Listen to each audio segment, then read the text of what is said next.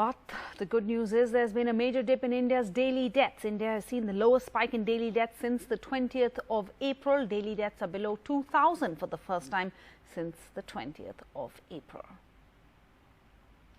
An empty crematorium in Delhi. The Nigambodh Ghat. Its silent pyres bear witness to a COVID situation that has now improved.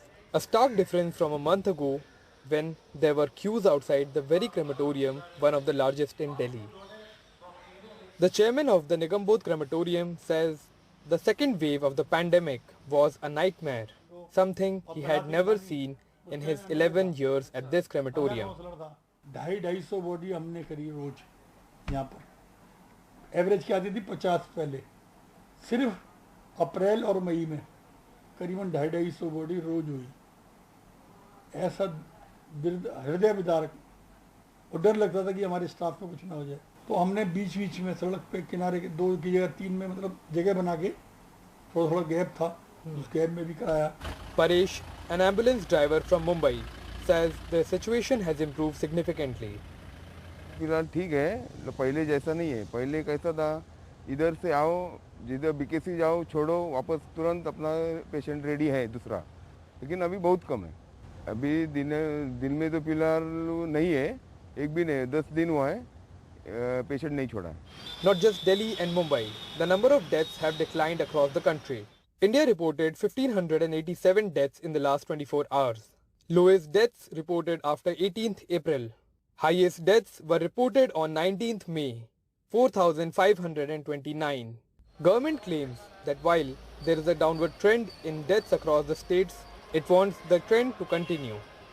हमने पिछले कुछ दिनों में एक continuous trend in terms of decrease in the overall mortality figure note किया है। पिछले बार इसी मंच पर एक डिस्कशन ये भी हुआ था कि कुछ बैकलॉग डेथ रिपोर्ट हुई हैं।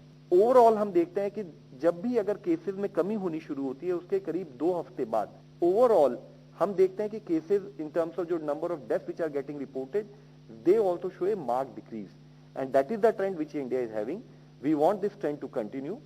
But the virus has not gone away, and crowds and careless behavior in following COVID protocols can change the COVID graph again for the worse.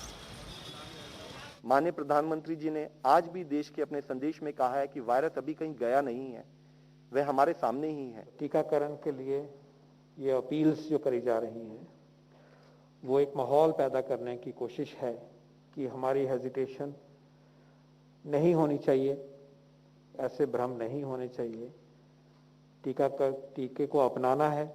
Our country witnessed an unprecedented devastation during the second wave of COVID-19. And while there is a downward trend in the number of COVID cases and deaths, healthcare experts believe that we still have a long way to go in the battle against COVID-19. And vaccines and COVID-appropriate behavior are the only 2 options that can save us from any future devastation of this virus.